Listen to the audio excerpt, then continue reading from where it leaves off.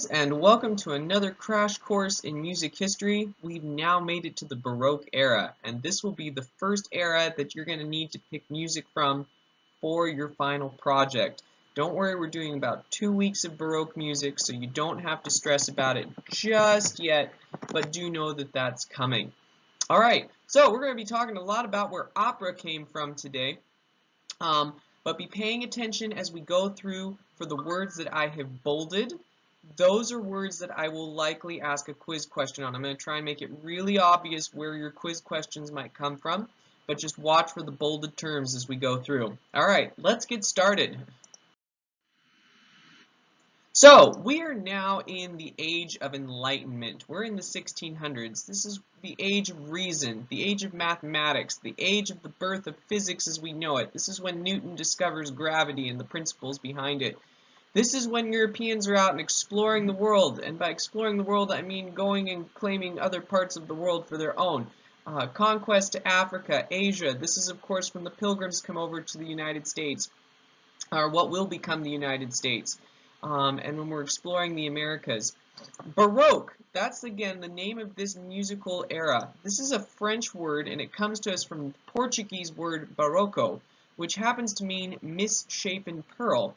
Baroque literally means abnormal, bizarre, exaggerated, or my personal favorite, in bad taste. It's not really a complimentary term, and it wasn't meant to be because composers were breaking new ground in music at this point. They were trying all kinds of crazy things, trying new things with dissonance. Remember, dissonance is clashing notes, notes that don't go well together. So this is an age of new exploration in music too. It's the age of the dramatic. We see this in architecture and art and literature as well. This is the era of Shakespeare. The image I have up there is of the, besides Shakespeare, is of the St. Peter's Basilica. This is the headquarters for the Catholic Church. This is when the main basilica was built, and so you can see that reflection of the wild and the extreme in the architecture there compared to what we'd seen before. And you notice, just quick side note, you'll notice the courtyard shape there going into the basilica. It's shaped like a key, and that was intentional. Like one of those big old metal keys, and that was intentional because it's supposed to be symbolizing that the church holds the key to salvation. So, side note there. Alright, moving on. So, as I mentioned before, composers are beginning to break rules. Remember how we had rules before about what sounded good and what didn't? Thirds were supposed to be good, sixths were good. But you had to be really careful with what kinds of notes you wrote. So now composers are intentionally breaking rules to bring out the text more. And we have this new kind of thing that's going on now. It's called thorough bass or basso continuo. This is not a term I'm going to quiz you over. But this is the idea where there's one note written in the bass, and then whoever's playing the accompanying instrument, usually some kind of an instrument that can produce chords, so we're talking, you know, like a harpsichord or an organ or a lute, which is like a guitar-like instrument. That instrument will just look at that single note and go, okay, I'm going to make a chord on top of that, which is a lot like what we do with modern praise music, with lead sheets. The difference is, instead of having the note written out, we just give you the note name. So you see I've got a praise sheet down there. For My Lighthouse, how appropriate. And you just see that letter there. It's a C for the first chord, and so you know the person playing knows they have to make a C major chord, and then they figure out whatever rhythms they're going to do, how they're going to fill it out, how they're going to improvise. If there are any changes that need to be modified on top of that bass note, like for example, if one of the notes needs to be flattened, or if it needs to be a chord that's not in its normal position, then they would make little markings like you see there, and those are called, and this is a term I do want you to know, this is called figured bass. These little markings that you see, the little flat underneath the note, the little 7 that's printed there, that means you need to add a 7th to it that's flattened and make a 7th chord. This is called figured bass, and again we kind of do that with our lead sheets. You'll see on there that some of the chords have like a little lowercase m next to them. That stands for make it a minor chord. And you'll see 7th sometimes printed as well and those kinds of things. This is not unlike what we'll see later using Roman numerals for chords, and little symbols indicating should it be diminished, should it be augmented, all that good stuff. But what I need you to know is that figured bass means that there is a singular bass note written, and that the player has to figure out the chord and the harmony on top of it, and the figured bass writing tells them what modifications to make. So again, the player has to figure out the chord or the harmony based off of the note that's printed in the bass and the figured bass notation. All right, let's go on. Now, something else kind of exciting happens in this era. We didn't talk about this before, but you all know time signatures tell us how large a measure is. If it's 4/4, we know that there's 4 counts in every measure.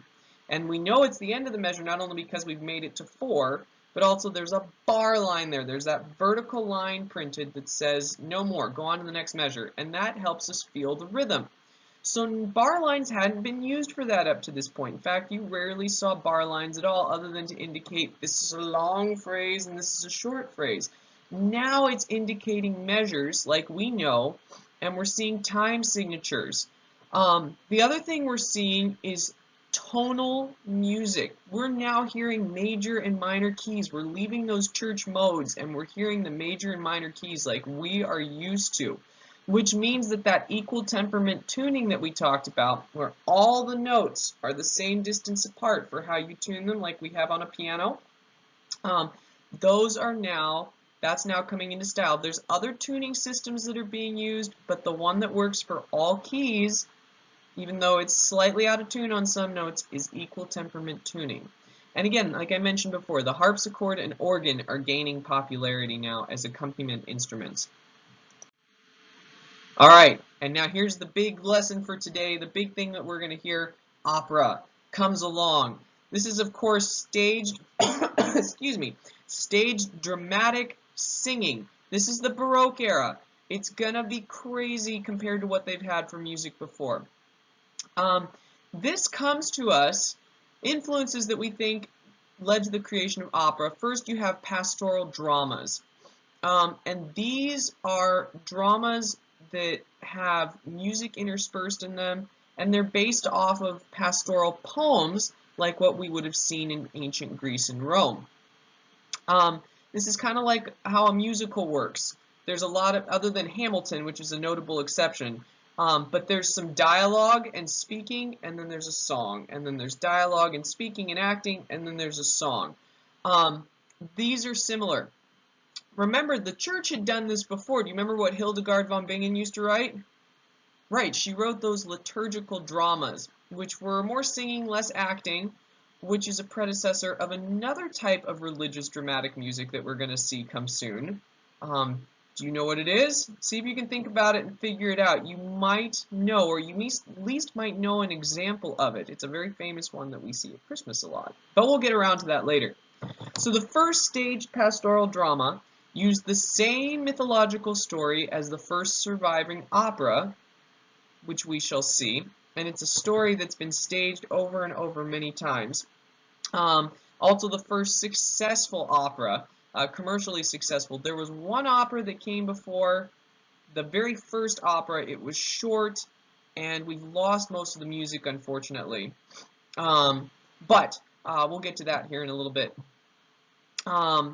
Other inspiration for opera, you have madrigal series of songs. Remember, madrigals are Italian poetic songs for amateurs, just whoever. You're not a professional musician, you're just doing this for fun.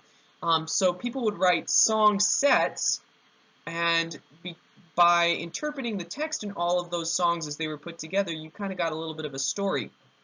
You also had something called intermedios, which are musical interludes that happened between acts of a play. So you're seeing all these different things happening, and someone was finally like, well, let's just make one big old musical production, and we'll call it a day.